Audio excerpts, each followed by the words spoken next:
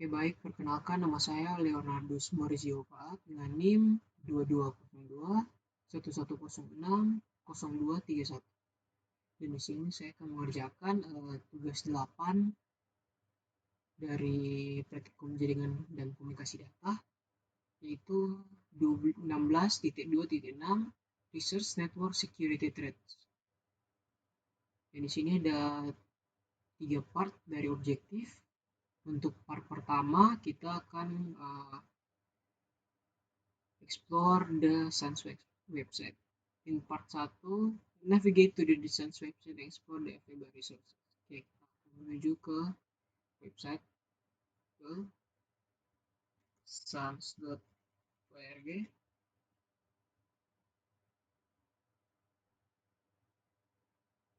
Oke, setelah itu step 1, locate the SANS resources. Search the internet for SANS. From SANS homepage, click free resources. List 3 free available. Oke. Untuk sini kita akan mencet resources. Pertama, kita scroll ke bawah dan di sini ada free resources. Ini kita suruh memilih 3. List 3 available resources. Ada ini di laporan ada 3. List 3 available resources. Sedangkan di sini ada 1, 2, 3, 4, 5, 6, 7, dan 8. Ada 8. Oke, kita lanjut. Locate the link to the SIS critical security controls. Oke, kita akan menuju ke lokasi SIS critical security controls. Menuju, kita gunakan kebut pencarian SIS control. Nah, ini control VA.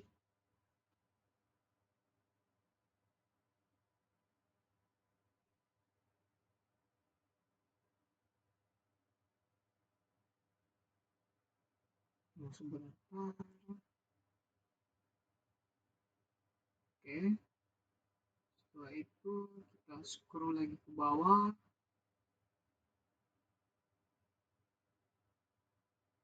Konten ini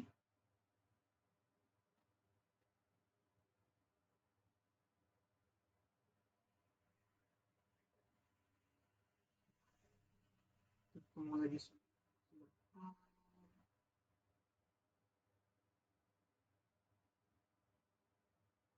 Agak sedikit gangguan pada jaringan. Oke. Nah, setelah kita sampai di sini, kita bisa dibaca blognya. Di sini ada what are the SIS controls on May 2018. On May 18, 2021, the Center of Internet Security SIS launched version 8 control research conference. Oke, jadi fungsi dari SIS ini untuk mempermudah kita mendapatkan informasi mengenai updatean terbaru mengenai ini apa namanya mengenai virus atau ransomware dari berbagai internet di sini, dari blog. Dan di sini kita bisa lihat dari version 7 ke version 8 ada perubahan dari inventory and controls interface assets, software assets, data protection, secure and configuration enterprise assets, income management, access control management, continuous vulnerability management, audit log management, email controls, malware defenses, data recovery, network infrastructure management, network monitoring defense, security awareness and skills training, service provider management, application software security, incident response management, penetration testing. Dan di sini ada beberapa penjelasan dari setelah update to keep the cyber ecosystem. Jadi fungsinya untuk menjaga keamanan dari internet, seberapa aman internet. Jadi di sini juga kita bisa dapat informasi terbaru tentang update dari berbagai security cyber. Jadi informasi mengenai virus, kapan ini penyerangan terhadap website-website atau organisasi tertentu. Oke, setelah itu kita lanjut ke lihat locate the newsletters. Oke, oke, baik, kita langsung saja ke resources newsletters content 9.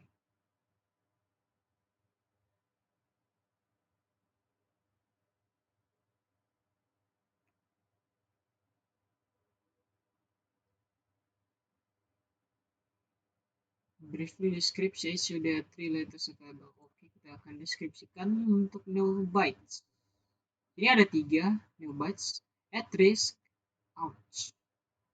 Sini, since Neobytes is an annotated semi-weekly executive summary of the most recent important security news.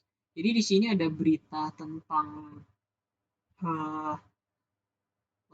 apa dari cyber security atau berita-berita terbaru mengenai cyber security, dan di sini Actris provides reliability weekly summary of newly discovered factors.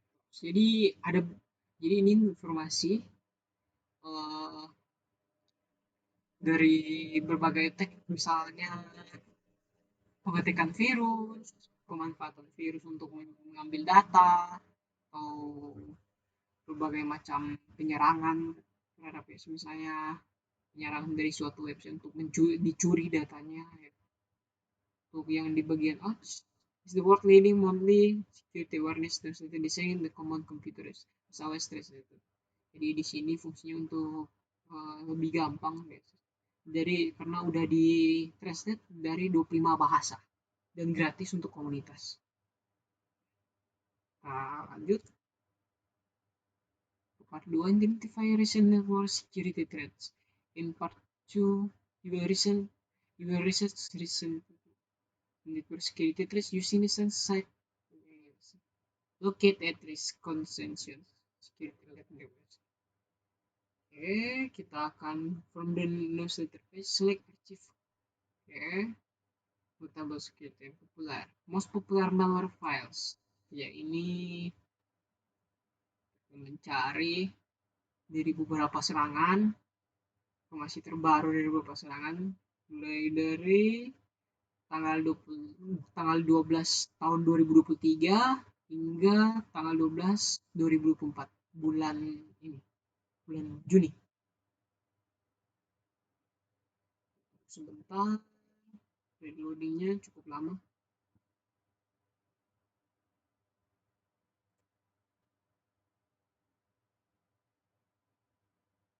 Oke, lanjut karena tadi ada gangguan jaringan dan di sini sudah saya ganti jaringannya.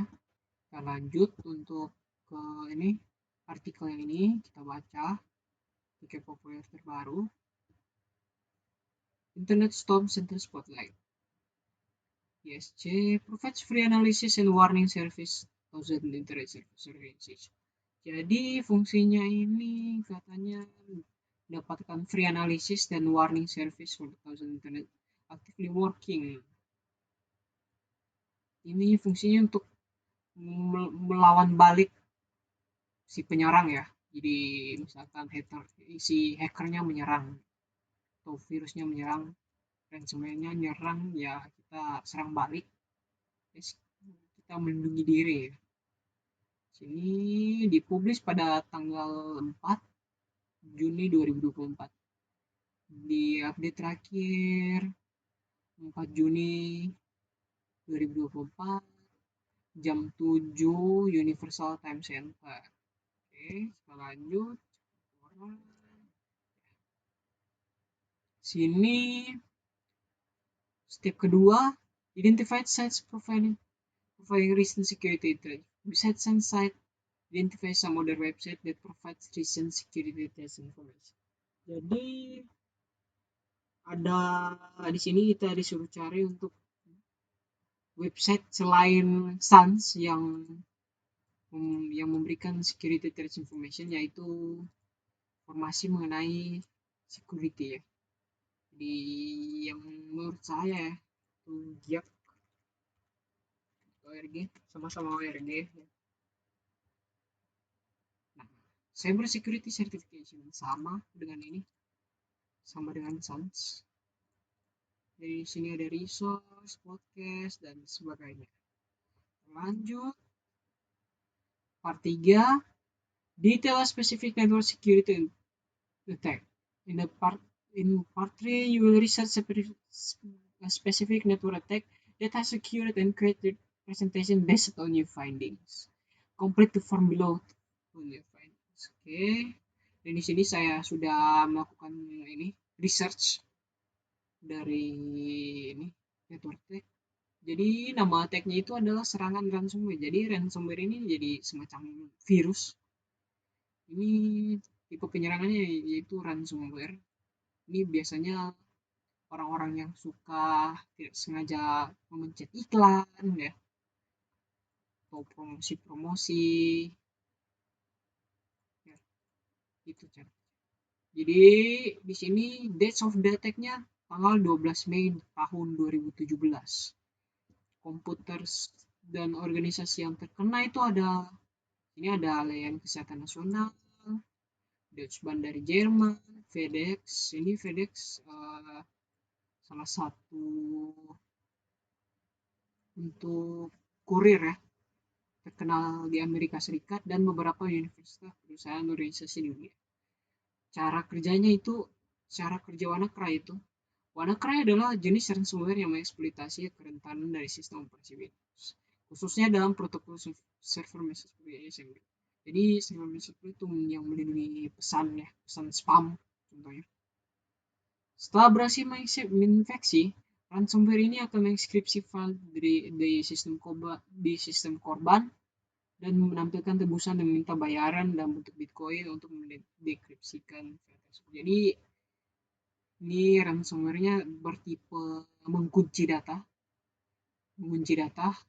dan memberikan beberapa sebagai ancaman dan meminta tebusan dalam waktu berdekatan. Jadi misalnya Anda tidak sengaja mencet link iklan, nah terus WannaCry si iklan itu ada virus WannaCry itu mulai masuk ke komputer dan mulai menjangkit dan mengunci file-file yang penting, misalnya foto atau file-file dokumen, dan meminta tebusan dalam bentuk Bitcoin.